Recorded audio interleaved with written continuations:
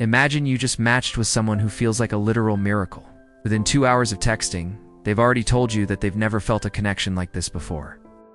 By the second day, they're sending you playlists that perfectly match your mood and talking about a weekend getaway they want to take you on next month. You're floating. You're telling your friends that you finally found the one who gets it. But there is a tiny, nagging voice in the back of your head. It's the voice that asks, is this actually possible? Or am I being hunted? We've all heard the term love bombing, but the problem is that when you're inside the explosion, everything looks like fireworks, not a fire. Today I'm going to give you the ultimate psychological fire extinguisher. It's called the 24-hour rule. It is the single most effective way to spot a love bomber before you ever meet them for a first date, saving you months of heartbreak, gaslighting, and the inevitable emotional crash that follows. If you've ever wondered why your most intense romances always seem to end in a traumatic train wreck, pay very close attention to what I'm about to say, because the way you handle the next 24 hours will determine the next 2 years of your life. Love bombing isn't about love, it's about pace. It is a calculated, often subconscious strategy used by narcissists and emotionally stunted individuals to create a false sense of intimacy.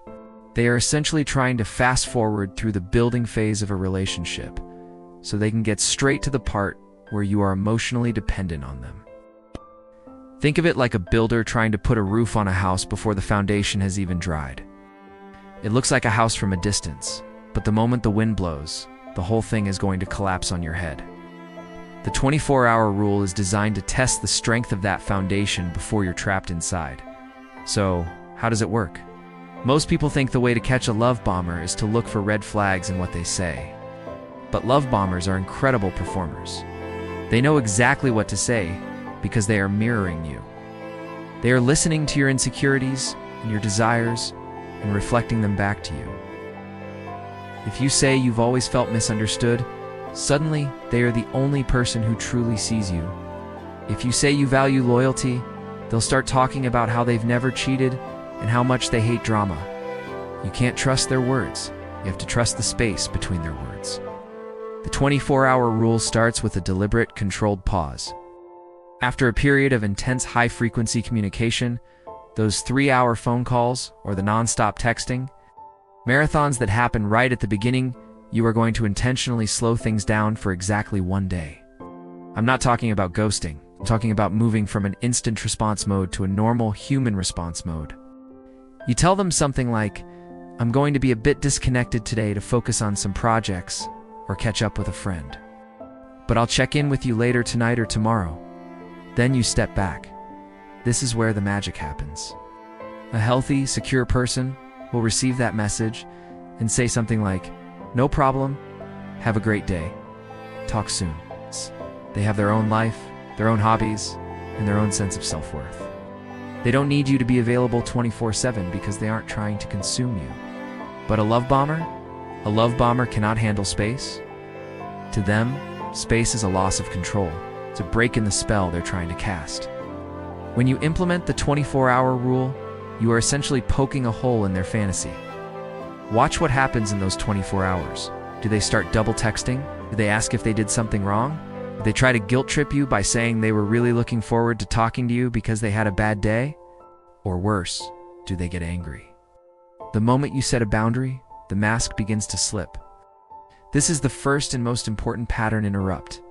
You see, the love bomber relies on momentum. They need to keep the dopamine levels high so you don't have time to use your prefrontal cortex, the part of your brain responsible for logic and long-term planning. By forcing a 24-hour break, you are allowing your brain to reset. You're letting the chemical fog clear so you can actually look at the person for who they are, rather than who they are pretending to be. Now, let's talk about the psychological concept of mirroring. This is one of the most dangerous tools in a love bomber's kit. Within the first few days of talking, they will seem to have the exact same interests, the same values, and even the same childhood traumas as you. It feels like destiny. But here's the reality. They are just a high-definition mirror. If you like hiking, they've always wanted to hike the Appalachian Trail. If you like obscure 1970s cinema, they just happened to watch a documentary about it last week. It feels like you've found your soulmate, but really, you've just found an echo. The 24-hour rule helps you identify mirroring because it breaks the rhythm of the reflection. When you stop providing them with constant data about yourself for 24 hours, they lose their script. When you come back after that break, pay attention to whether they continue to pursue the things you like, or if they've already moved on to a new personality. Another major sign you'll spot during this test is the trauma dump. Love bombers love to share deep, dark secrets very early on.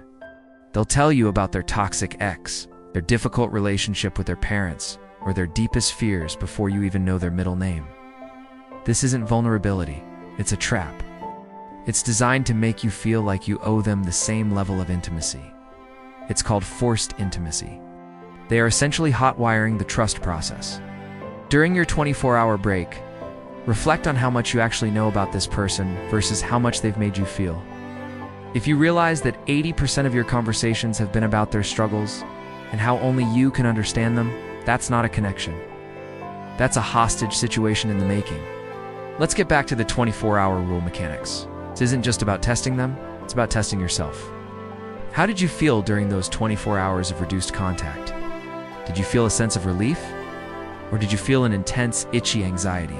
If you felt anxiety, that is a massive red flag, not necessarily about them, but about the dynamic being created. Love bombing is designed to be addictive. It triggers the same pathways in the brain as gambling or certain drugs. The constant pings on your phone are hits of dopamine. When you stop the flow for 24 hours, you might experience a literal withdrawal. If you find yourself obsessively checking your phone, wondering why they haven't liked your story, or feeling like the world is gray without their messages, you are already being hooked. The 24-hour rule allows you to reclaim your emotional autonomy. It reminds you that you were a whole person before this match, and you are a whole person without their constant validation. Now, some people will say, but what if I'm just being cold? What if I'm ruining a good thing? Here's the truth. You cannot ruin a healthy relationship with a healthy person by taking one day to yourself. In fact, a healthy person will find your independence attractive. They will respect your boundaries because they have boundaries of their own. Only a predator or an extremely insecure person will find a 24-hour pause threatening. If they react with passive aggressiveness, like saying, "Oh, I guess you were too busy for me," or if they start love bombing even harder to win you back, you have your answer. That is the red flag waving right in your face. Don't ignore it because you like their profile picture or because they have a great job. Leave the behavior, not the potential. We often fall in love with someone's potential because we want the fantasy to be true.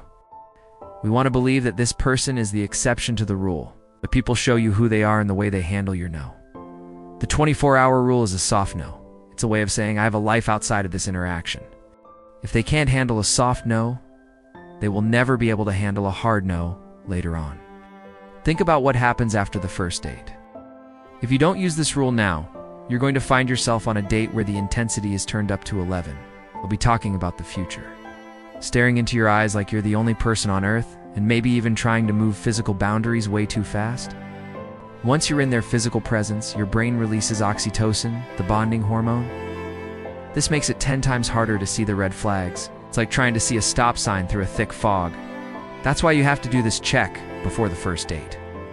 You need to know if you're meeting a person or a project. You need to know if you're walking into a partnership or a trap. One of the most common things I hear is, "But they were so nice. They did so much for me." Remember, love bombers aren't mean in the beginning. They are the nicest people you will ever meet. That is the point. The niceness is the bait. If the fisherman didn't put bait on the hook, the fish would never bite.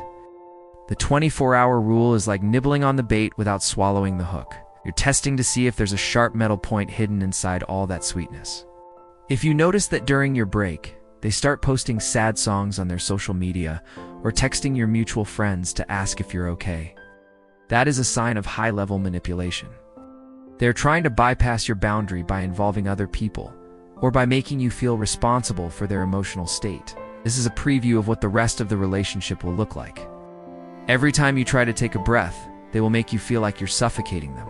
It's a heavy burden to carry, and it's one you can avoid right now. So here is your action plan.